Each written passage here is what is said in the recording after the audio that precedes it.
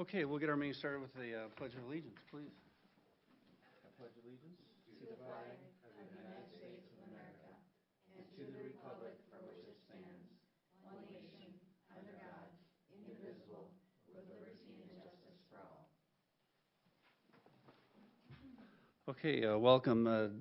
Ken and Dave are out of town, so Neil and I arm wrestled for this, and so obviously I'm up here.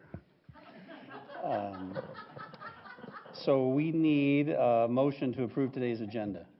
So moved. Is there a second? Second. Any discussion? All in favor, aye? Aye. Aye. All right, and we'll move into our study session. First, we have John Mayhall. John, do you want to just, for the community especially, introduce yourself? Tell us a little bit about yourself. Sure. My name is John Mahal, and I'm the principal now. There we go. Sorry about that. My name is John Mahal. I'm the principal at Hawthorne Elementary. My previous 4 years before this, I was an assistant principal in Shakopee at Sweeney Elementary, and prior to that, I was a special ed teacher at Northfield Middle and High School. That's where I got my start. So I'm excited to be here. We've had a great 7 weeks start at school, and I'm excited to be here and talking with all of you. So, yeah. Okay, so I'll see how this clicker goes here. All right, so I know last week you guys had an opportunity to look at some information from Tanya and from Nick. Ours is probably not going to be too dramatically different in terms of the information that's presented. Again, just a reminder, the FAST data that is on here. That's kind of the screener that we use to help within our RTI model. And you can see the students that are in the blue and green. That's the students that their needs are being met within the classroom. And the students that are yellow and red, those are the students that need more intensive interventions. Again, this is students from last year. So this is our K through 2 reading. Kindergarten, you've got 50%, first grade 40, and second grade 60, or roughly there and about, in terms of their needs being met within the classroom. Again, we would like to be able, of course, to see that go higher, do more within the classroom so that they can spend more time there rather than doing intervention services, whether that be inside in a push-in model or pulled out for services there. But that's where we were last year within our reading. And again, I'll kind of go through just the data as it is and then kind of talk to you a little bit about our plan moving forward. This is our math. And again, ballpark, kindergarten 35%, first grade 23-ish%, and second grade, which is definitely a highlight here for us, around 70% of student needs being met within the classroom. We've got a very diverse population that tend to, what we're finding is when they come to Hawthorne, they're not always ready to be there. They haven't done a lot of that early literacy skills that prepare them to be in the building. So we're having to do a lot of, lay the foundation with them and really make sure that we build that capacity as we go. And so that doesn't let us just kind of hit the ground running, if you will, which is hopefully what we like. So again, those early literacy skills are important.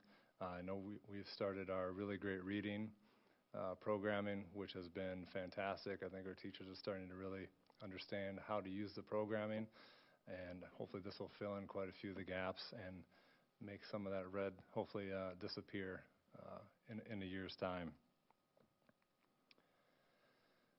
Okay, so now we move on to our 3rd through 5th grade groupings here, and as you can see, 3rd grade math, third grade reading, 3rd grade math.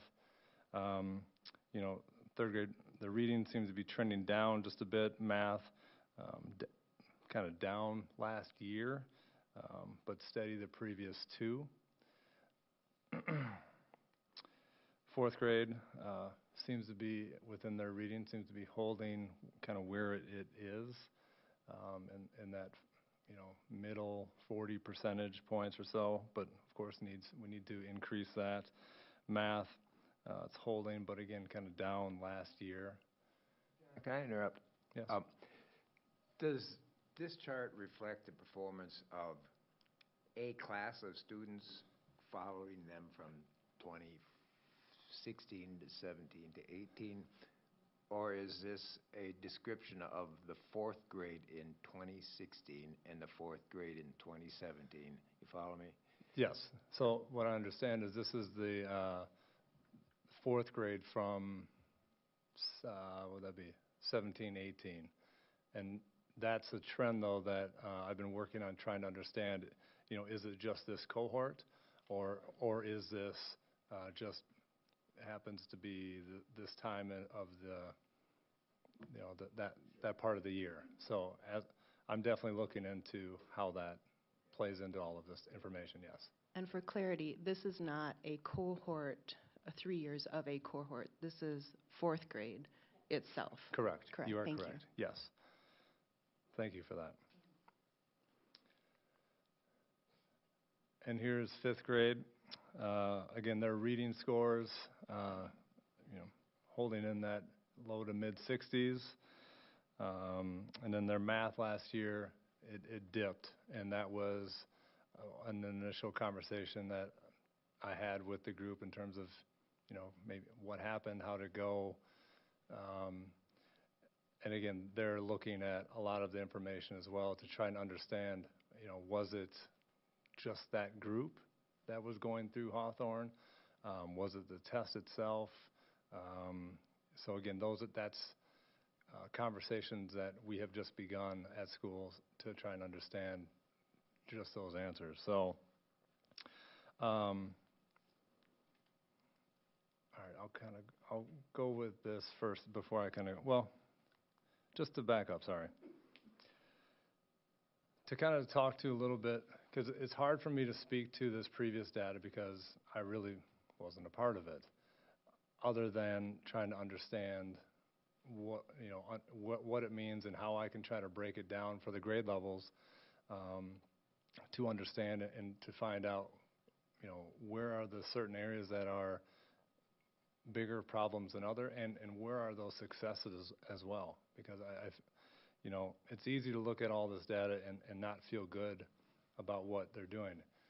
And you need to know, you have teachers that are working extremely hard at Hawthorne to, do and provide fantastic services for the kids. So we need to celebrate where we can.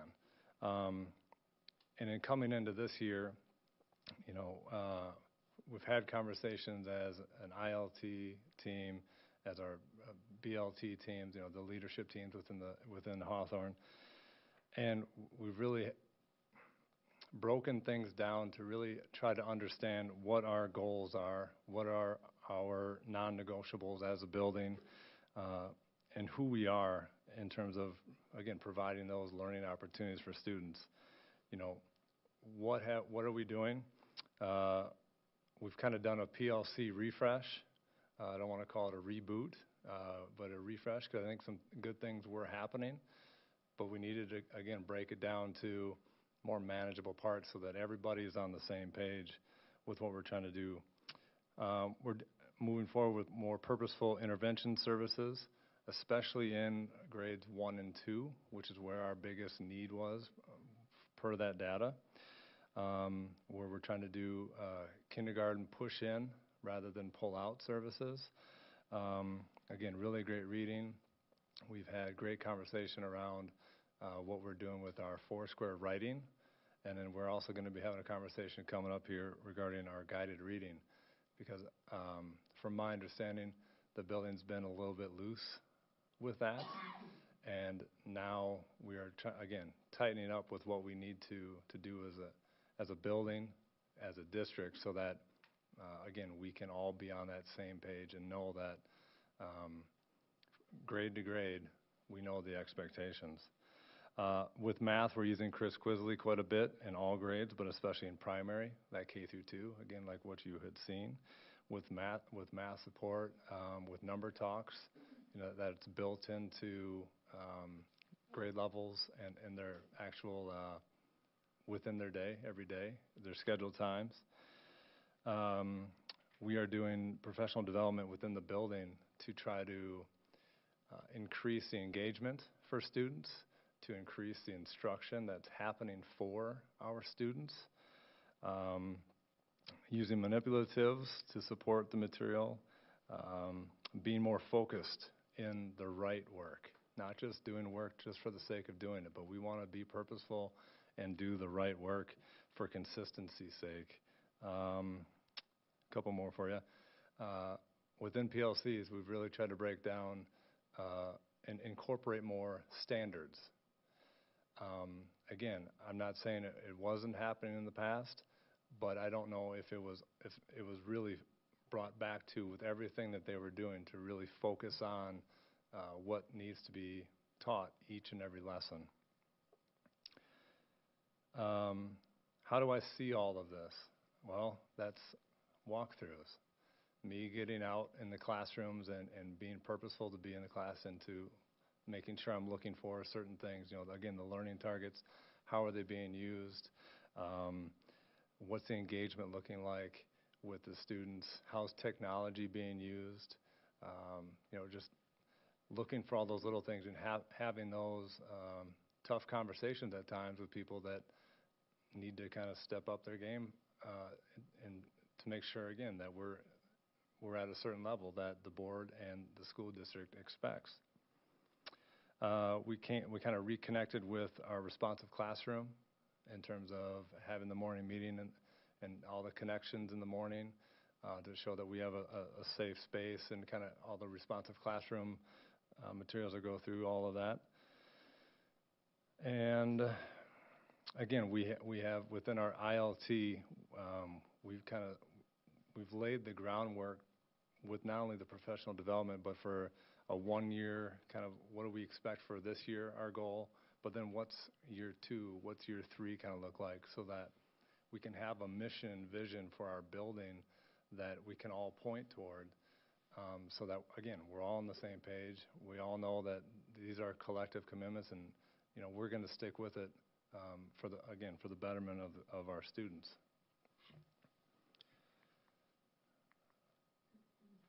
All right, I didn't miss anything there, did I?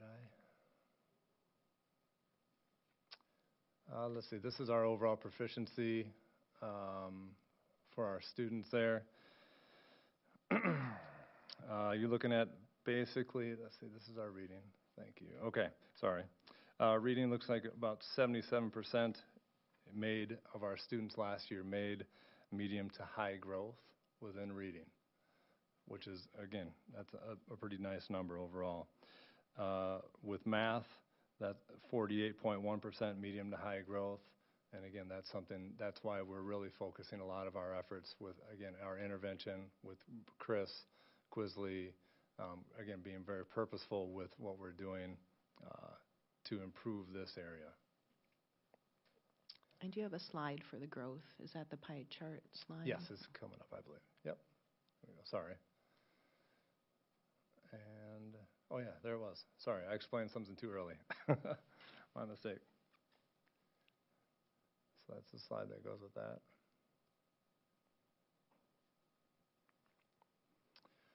And then the one that's always interesting to see is, again, attendance, and you'll see that we're above the state average.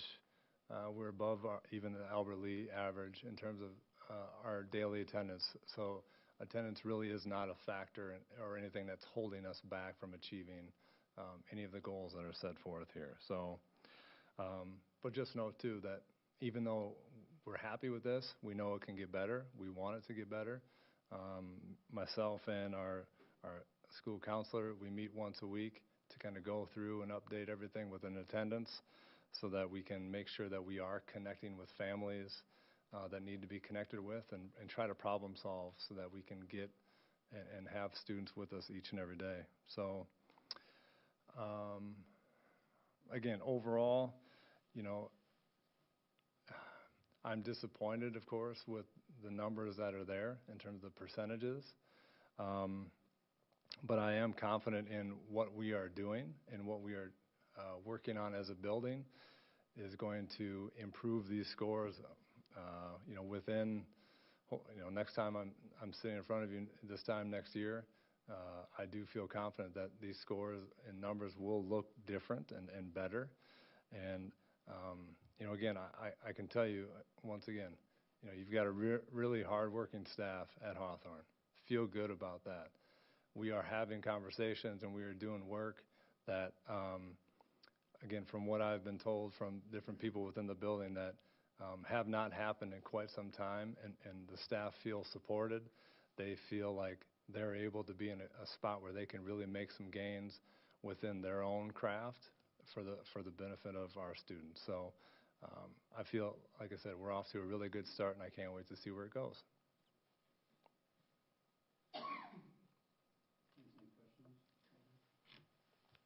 I have a general, maybe not for John, but for anybody. Someone remind me, like, I'm a proficient student if I do what? Meet the grade level standards. Meet or When I take a test and score, I get half of them right, or all of them right, or what makes me proficient? So at every grade level, on the MCAs, has a certain cut score. the cut score, so for third grade, you go 300 to 399, the cut score is 350. 400 to 499 for fourth grade, and the cut score is 450. So 450 till about 470, 471 is meets, and then above that is exceeds.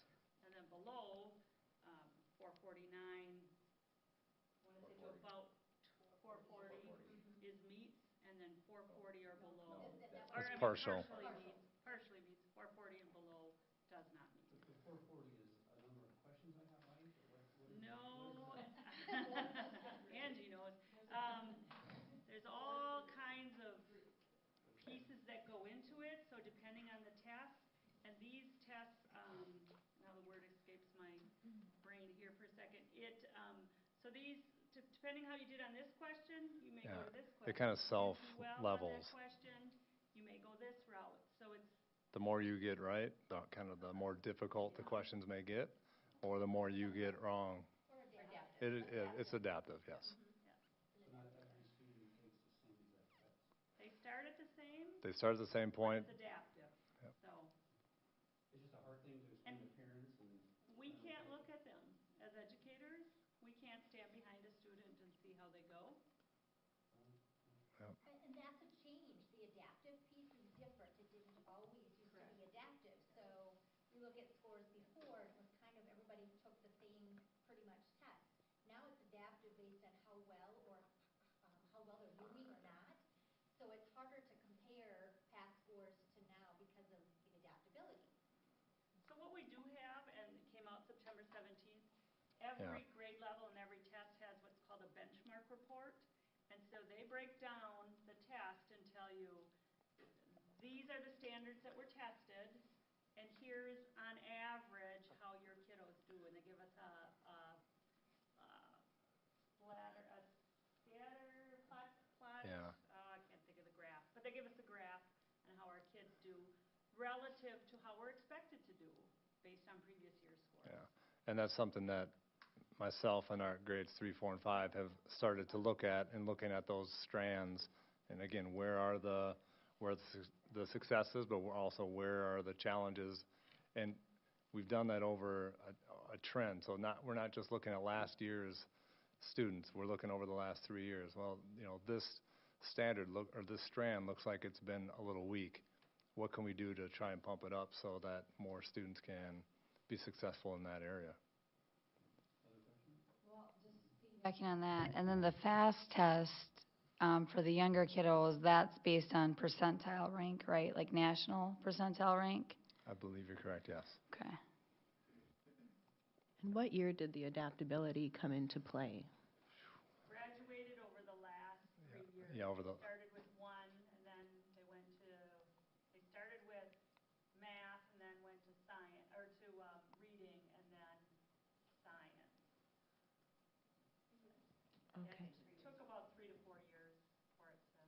Are we aware of any big changes in the math test this year? Because not only in your school, but I know some of the other schools, every math grade went down over 10 points last year. So that's what we'll be looking at, benchmark reports. Our teachers they take a look at them at the grade level and compare year to year to year. Science has been doing it for a much longer time than reading and math because they've been available for science longer. Our fifth graders in particular had mentioned that they've taken the MCA test for the last couple of years. And last year, after testing in math, in our building anyway, we had several fifth grade students say that was really hard. So, they're used to taking it, and what it means, we don't know because we can't see those tests, but it's something we've had students express. But from what the state has said so far, at least, we haven't heard that it's going to change or there's any for this upcoming year. And on the attendance piece, if you read the fine print there, so I guess when we look at those percentages on the bottom, we can't just look at that as 94% of the students are there every day. It's really 94% of the students have been there at least 90% of the time. And I don't know if I ever really picked up on that piece before. So it's concerning when it's the school district being at 83%, which means the attendance is actually really low.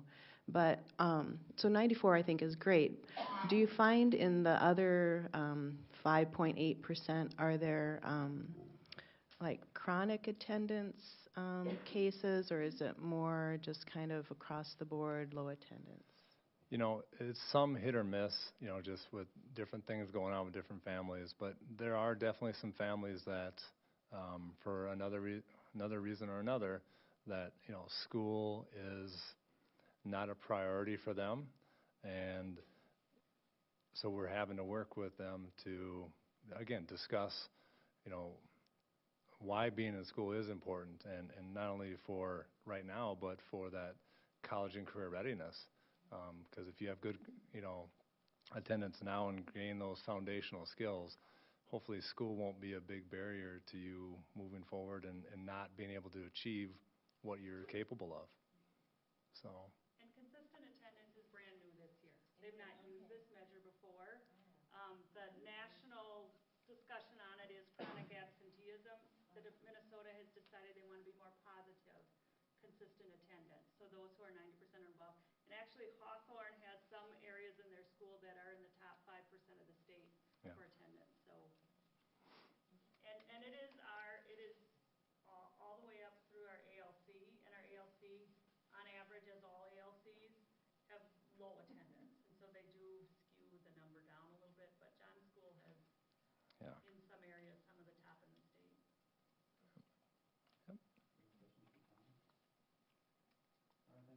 Okay. Thanks, guys. Thanks for your time.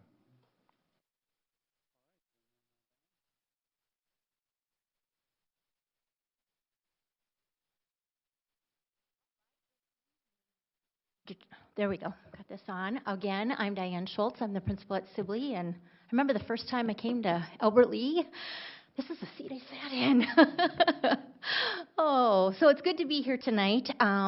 Couple of things that I want to talk about to start with before I start with the data is, I'm not sure if you're aware at Sibley that in the past, well, since I've started, that we had about 358 students approximately when I started, and we're running about 428 students on average now. So Sibley's attendance and population has increased, and so we've had some challenges with that. More staffing, more needs, and those types of things. So lots of great things happening, but just more bodies in our building. Sibley also has a young staff, and so a lot of us are learning our craft, and so our instructional coach keeps busy with that, and I'll refer to that as we go through. So we'll go through, and I know being the last of the elementaries to present, you've seen a lot of the same data. And as we go, and I'll just flip to this spring data, we see a lot of the same data. It looks the same. Our kindergarten and first grade seem more in the red.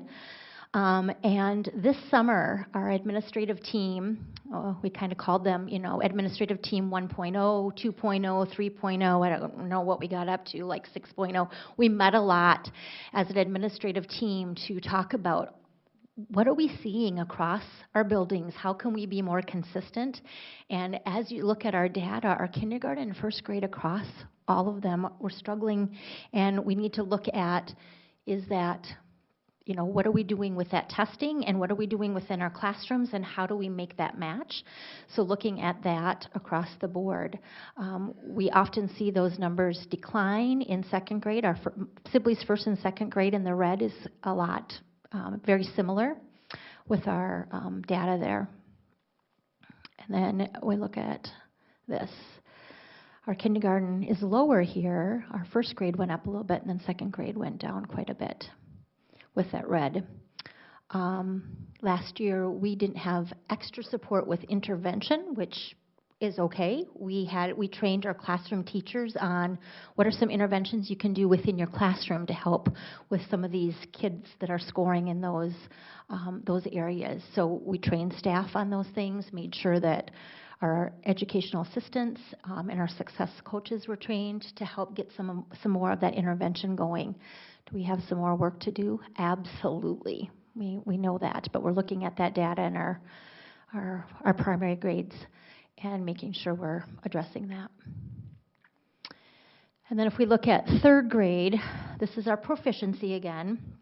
You can see that our reading we maintained, went up slightly. Math went up, so made some gains. And as we've talked about many times, this isn't looking at those same students. Kathy referred to the benchmark data that we have that we can look at, where it breaks it down into the strands within grade levels, so we can look at, is this third grade class across the grade levels low in a certain area in reading or math? And what we've been noticing, we've been looking at this, we just got our 4th year of that with me being there, and it doesn't seem to be the same patterns every year. So they might be low in one area in third grade, but 4th grade, then it's something, it changes. And so deciphering that has been a challenge to try to figure out what do we do, but we're digging into that and trying to see, now we have 4 years of that, can we make some more ideas as to what that might be. We know from looking at that data that problem solving in number sense in math is an area that we need to strive to work for. So we've been really hitting, when I go into classrooms, we're really talking about, okay, you might be working on odd and even numbers.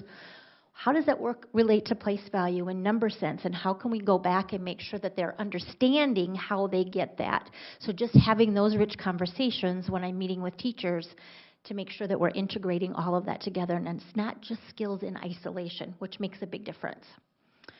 Our 4th grade, reading somewhat stable, but our math, again, like you addressed, Jill, some deep drops there.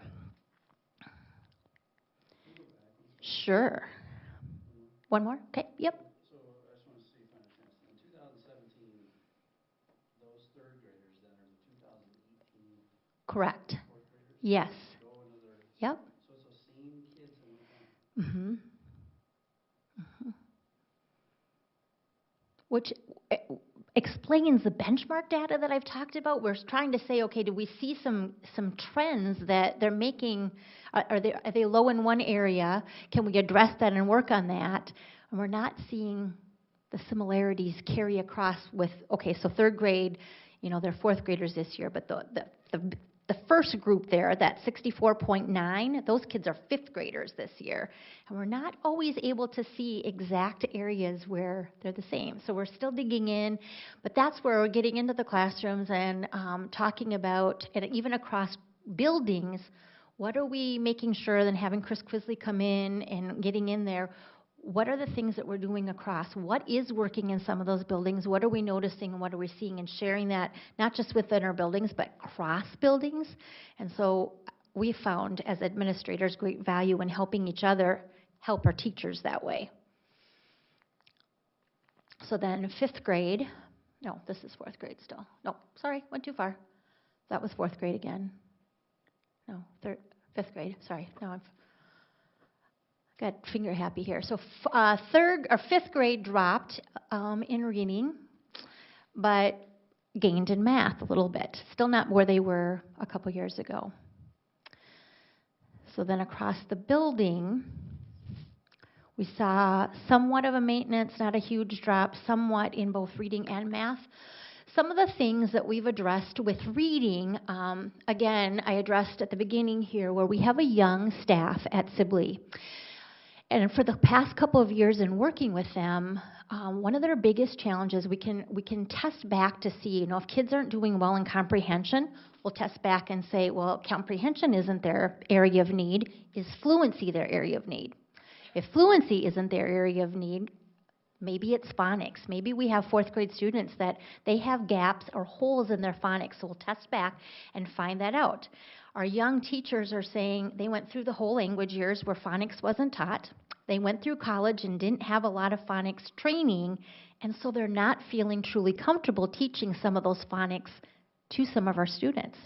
So we addressed, did some internal training with our instructional coaches.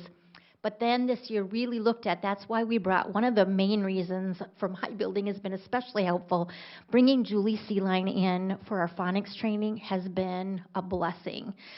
These teachers just not knowing, and that's how we need to give them the professional development they need in order to meet our students' needs. So bringing her in has given us the opportunity to give those teachers those tools in their toolbox to make sure that at all grade levels, if they're finding holes with phonics, they have the tools in order to do that. So that's been just professional development that's been very much needed. And so just now checking in with those teachers that have gone through that era of, I wasn't taught phonics as a student. I didn't get a lot of that in college. You've gotten some training. So it's going slow though, but they're feeling much more comfortable because they have some more tools in their toolboxes. So that I'm hoping makes a huge difference in where we're going, because even if we have gaps, which we can see in our data, we have holes that show our reading isn't where it needs to be. And if they're at fifth grade and we think, yes, they should be working on comprehension, and that's really not where their hole is, we need to go back and intervene and differentiate where their needs are. And so that's the goal that we're working on, and then making sure those fifth grade teachers understand the basic phonics that somebody might need. So really working hard on that. So that's been a great addition this year to have that training. Our proficiency scores are not, of course, where we want them, and our growth is not, but if you look at our growth, feeling like we are making some gains here. If we look at our reading, if you look at medium and high growth, 73% of our students made medium and high growth. So we're not seeing proficiency yet, but we're seeing that our students are growing. And so once we get that growth up there to that 90% where we want it, then we're going to see those proficiency scores go up as well. And then math, we're a little over 60% showing that medium and high, 67% showing medium and high growth. So that was a celebration that we had, not still where we need to be, but celebrating that our students are showing growth. We're still not at that proficiency yet, that growth mindset. So as we look at our data and sharing what are some of the things that we need to do, looking at a building, we set our goals each year, and we set our reading goal, a math goal, a science goal. But then looking across our, each of our grade levels have said, well, we might use guided reading levels to determine growth.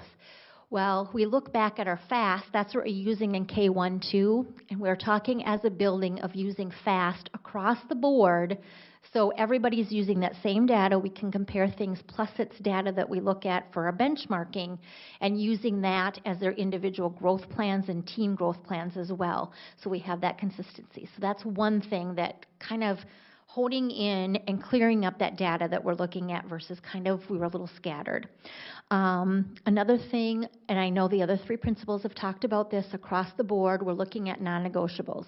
With new people coming in at all, in all buildings, having a list of non-negotiables, knowing this is what you need to do, and this is what we're tight on, and this is what we're loose on. For example, it's non-negotiable that you're teaching the really great reading phonics. What's loose in that is, how what time of the day do you do that? You might have kids that need extra. You can give them that. That's loose. You give them what they need. So just really clarifying what's non-negotiable, what's high need, what are our priorities that all students must have. And then if they're getting it in every single classroom, doesn't matter what third grade classroom you're in, what second grade classroom you're in, you're getting those non-negotiables. And having them written and visual, being able to refer back to that as I meet with teachers in walkthroughs and in classroom observations makes it easier to say, okay, we've talked about this versus I don't remember hearing that. So just clearing up some of those pieces will help us as we move forward as well, I believe. And just recommitting to some of those things that we know. We had data in the past that was showing that we were where we needed to be, and teachers who have been here have said we really focus much more on standards.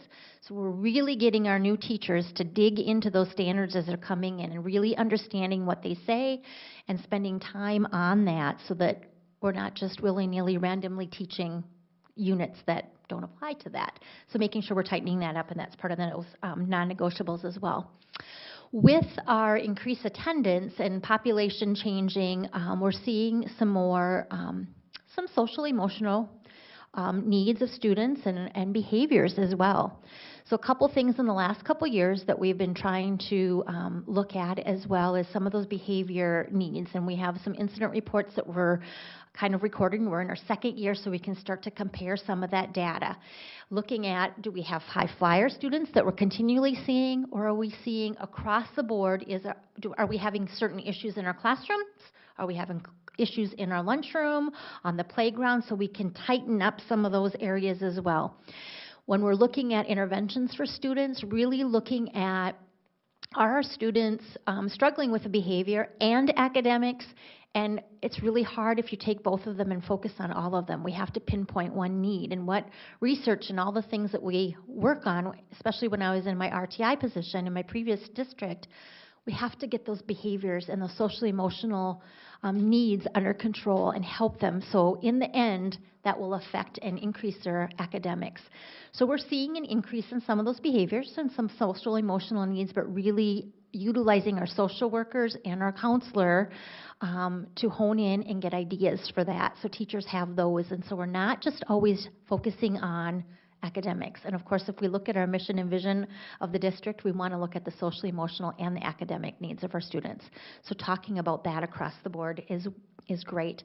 We increased our second step that our counselors are doing. Second step is every week this year in the classrooms.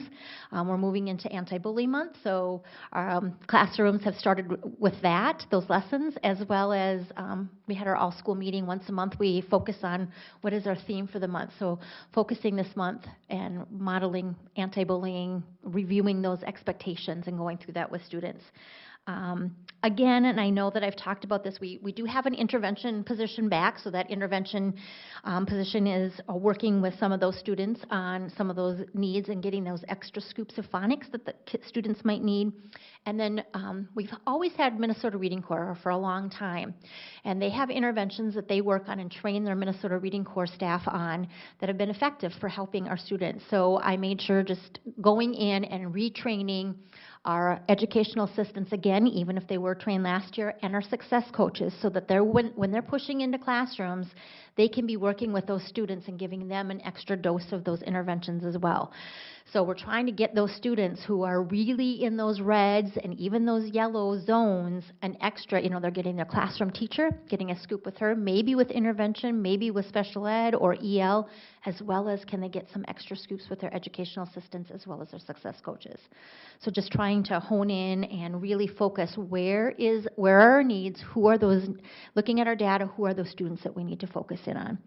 And then making sure that we're also looking at those top kids and making sure that those flyers are continuing to go as well. And really balancing who is it that works with our red and yellow kids, and really stressing to our staff that our licensed staff have to be working with those and giving as much scoop to those kids as possible. And our EAs sometimes can be those people that help our gifted and talented, because we want those kids in most need getting a licensed staff working with them. So those are some of the things that we're working with through our leadership team to make sure that we're keeping our focus in the right area. And then here's our attendance piece. So about 95% of us have 90% attendance or more. And I know, Jill, you talked a little bit about what are some of the things that we're doing.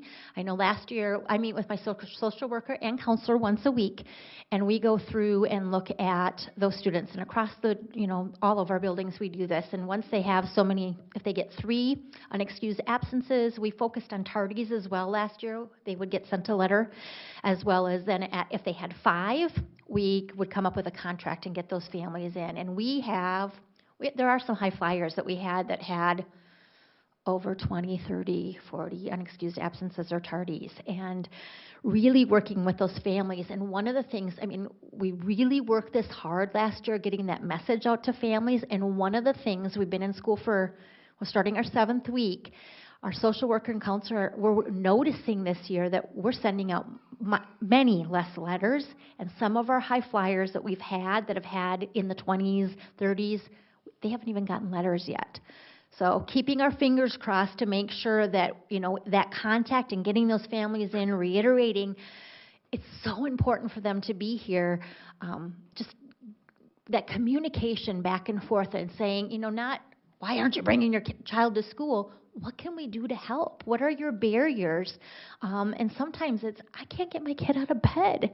It's a constant fight. And so sometimes just hearing all of us as a team talking about this, we all know that we want you here. What can we do once you're here? And so there's different things that we can set up for them. And I think that's been very beneficial for some of our families who are struggling with that.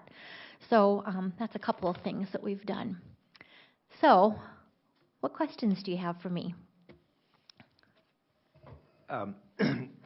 And John, you can jump right in here too. Is there any consideration of careers or interests in exposing your even kindergarten kids to it? That's a big.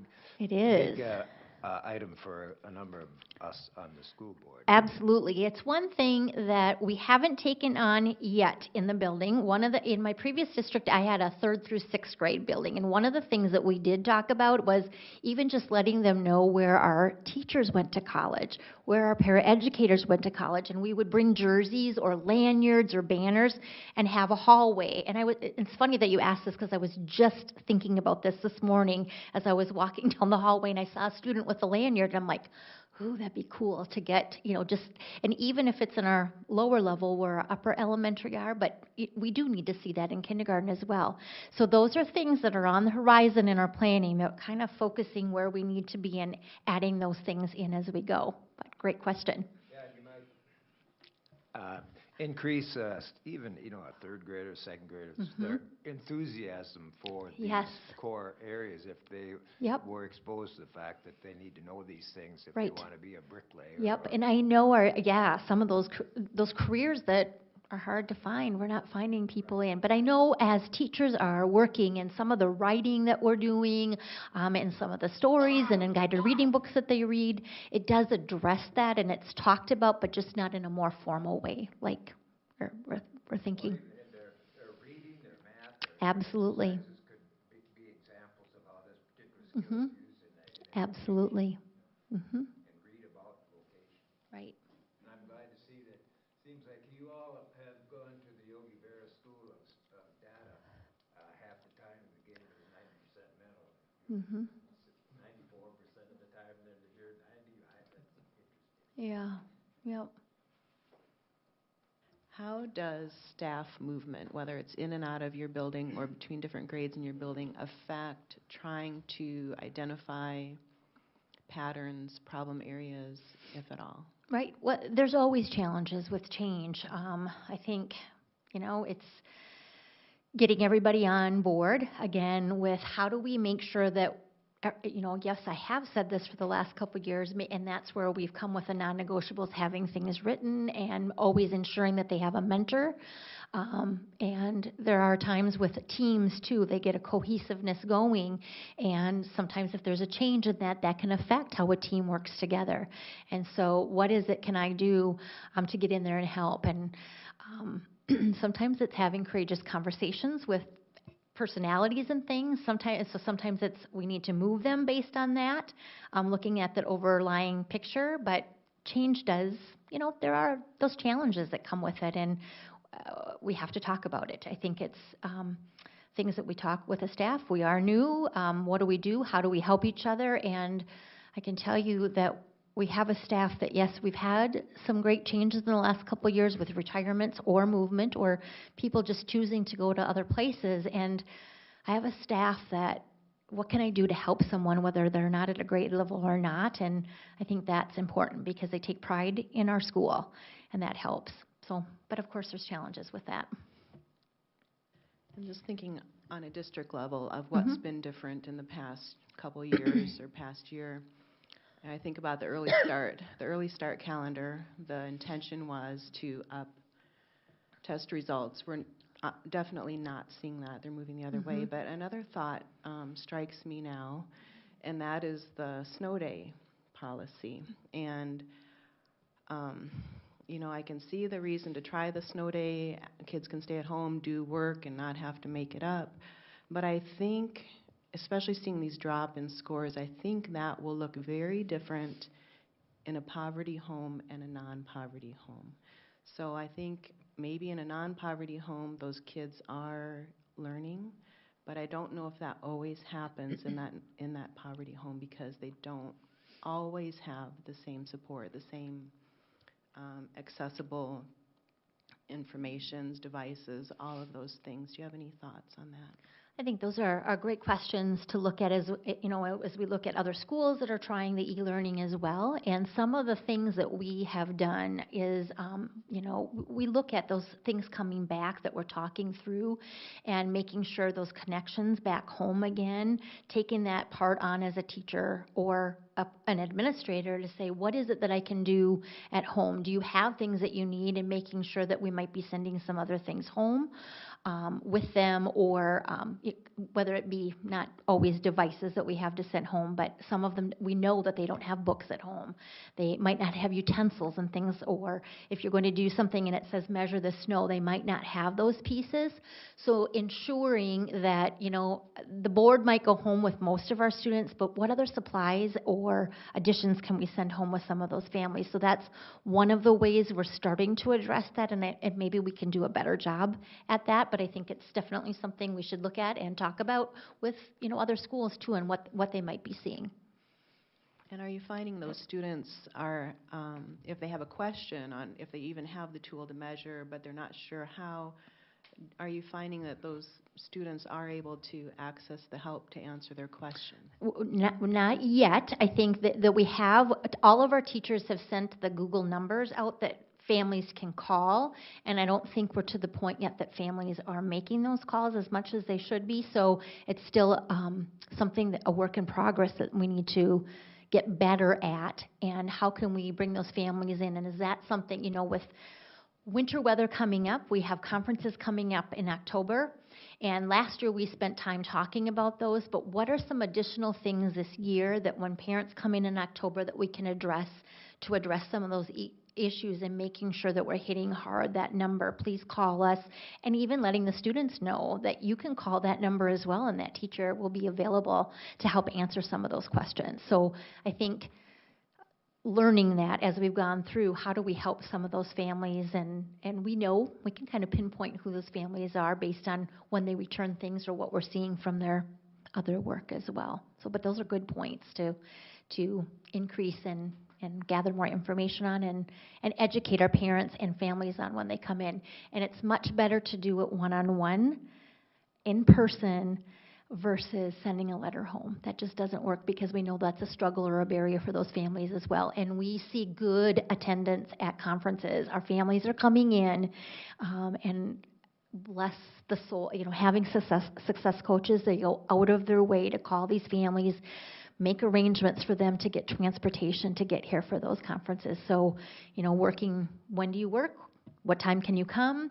And many of them will carpool together, so getting them back to back as well as their families. So our success coaches also have been a great addition to make sure that talk to our families, what else do they need? And I think the other piece is we've gone out to a lot of those churches where we might see some of those families that may struggle, and just tell us in your own environment, what are the things and the barriers that you might have that we can help you with? And so I think continuing to do that and extend that even further will help us, because they're starting to feel comfortable asking for that help. So, yeah. Comment. Gosh, it's so brilliant, but it's so obvious to have the licensed staff working with your most needy students, and have the EAs, the education assistants, working with the kids who are gifted, talented. I think most of the time we do that backwards. Yeah. And is this your first year of doing that? Or No, have you been doing that? we've always encouraged that, really stressed that. Of course, being in my RTI position in my previous district helped with that too, going, guys, this only makes sense. You're trained. You went to school for this. But really, again, it's part of, as an administrator in making change, it's not always easy, and we have to get out of some of the things that you have to have courageous conversations and say, you know what, that's not working. This isn't a non-negotiable. Why are you doing that? This is one of those things that it's probably a non-negotiable, and we need to say, this is what's best for our kids. Might not be easiest always for us to work with those lowest kids sometimes. It's hard, but this is what makes the most sense. We have to do what's best for our kids. And if anybody walks in, they'll say, you can go ask her that, but she's going to ask you, is this what's best for kids?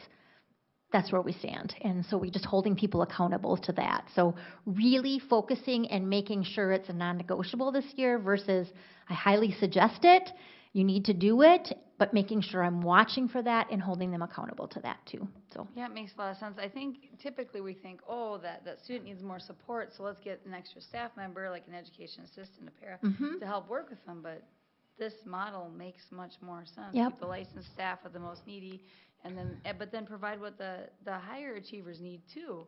Right. You know, and that's where the and EAs sometimes come in. behaviors come with that too. If students are struggling, you might see behaviors, and it might be they don't usually have a behavior, but they have a behavior because they don't know what's going on. And so to put a behavior plus a struggling academic student, or a student who's struggling academically may have a behavior and they're not with a licensed person, we're setting ourselves up.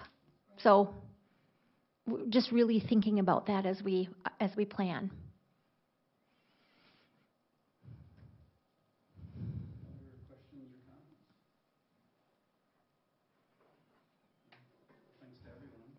You're welcome. Thank you for having us. We appreciate it.